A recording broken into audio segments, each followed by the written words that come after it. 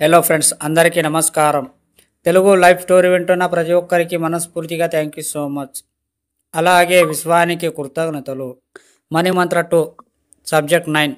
ఏదైనా మనకు అలవాటు అయ్యేంత వరకు నిత్య క్రమంగా చేస్తాం. దీనివల్ల అభ్యసనం ద్వారా చేసే పని వంట పడుతుంది. ఒక్కసారి గనుక మీకు ఎక్కితే ఇక జీవితాంతం మిమ్మల్ని వదలదు. ఒక పుస్తకంలోని పద్యాన్ని పదే పదే అభ్యాసనం చేసినప్పుడు పద్యం మాత్రం పుస్తకంలోనే ఉంటుంది, కానీ అది మీ మనసులో కూడా ముద్ర అవుతుంది. అంటే దైవత్వం అదైవత్వం అయ్యింది. అలాగే మీరు కంటితో చూసిన ప్రతిదీ ఇదే కోణంలో నిర్వచించబడుతుంది. కావున ఇక నుండి డబ్బు, సంపద, ఐశ్వర్యాన్ని చూడటం మొదలు పెట్టండి. అవి రెట్టింపు అవుతాయి.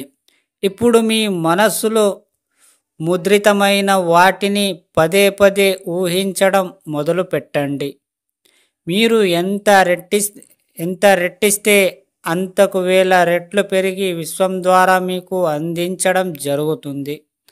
దీనికై మీరు ఉపయోగించాల్సిన టెక్నిక్, మీరు ఊహించిన వాటిని ప్రతి దానికి మైక్ ఆపాదించుకోవడం మొదలు పెట్టండి. అప్పుడు మీరు కోరుకున్నవన్నీ మీరు మెల్లిగా అదైవత్వం నుండి దైవత్వంలోకి మార్చే ప్రయత్నం చెయ్యండి. అవి ఎప్పటికీ మిమ్మల్ని వదలవు.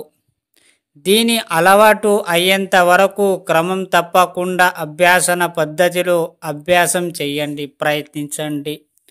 మీకు డబ్బు కావాలి లేదా మీ జీవితం మారిపోవాలి అంటే మీరు పదే పదే పాజిటివ్ని థింక్ చెయ్యాలి. ఏదైతే నీ సబ్కాన్షియస్ మైండ్ అలవాటు చేస్తావో, నువ్వు మంచిది అలవాటు చేస్తే అది ఎప్పుడు మంచిగానే చూస్తుంది, మంచిగానే ఆలోచిస్తుంది. ఏ రోజు కూడా నెగటివ్ రాదు. ఒకవేళ మీ జీవితంలో నెగటివ్ కనుక వస్తే డిలీట్ కట్ అని చెప్పండి. ఇలా చెప్తుండగా నీకు అది అలవాటు అయిపోతుంది. ఎప్పుడైతే నువ్వు పాజిటివ్గా అలవాటు చేసుకుంటావో ఆటోమేటికలీ నెగటివ్ థాట్స్ అనేది నీ మైండ్లోకి రావు. ఒకవేళ వచ్చినా కూడా దాన్ని కట్ డిలీట్ అని చెప్పండి.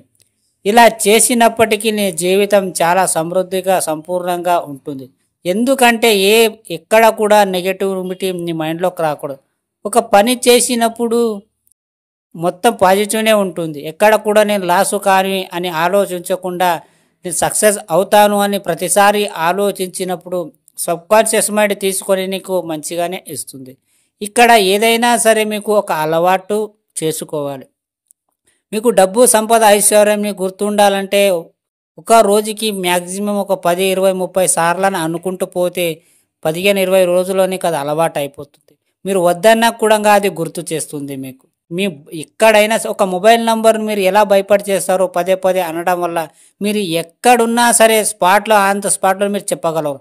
అలాగే మీ మొబైల్ నంబరు ఏదైతే మీరు మైండ్లో పెట్టుకున్నారో ఈ డబ్బు గురించి, మీ సబ్జెక్ట్ గురించి మీరు మైండ్లో పెట్టుకోండి. ఎందుకంటే మీరు ఎప్పుడు కూడా ఎక్కడైనా సరే ఈ క్వశ్చన్ అడిగినప్పుడు స్పాట్లో మీరు చెప్పాలి. అప్పుడే మీకు అది సబ్కాన్షియస్ మైండ్ తీసుకున్నట్టు లెక్క. అర్థమైందా ఫ్రెండ్స్? ఈ స్టోరీ విన్న ప్రతి ఒక్కరికి మనస్ఫూర్తిగా థ్యాంక్ యూ సో మచ్.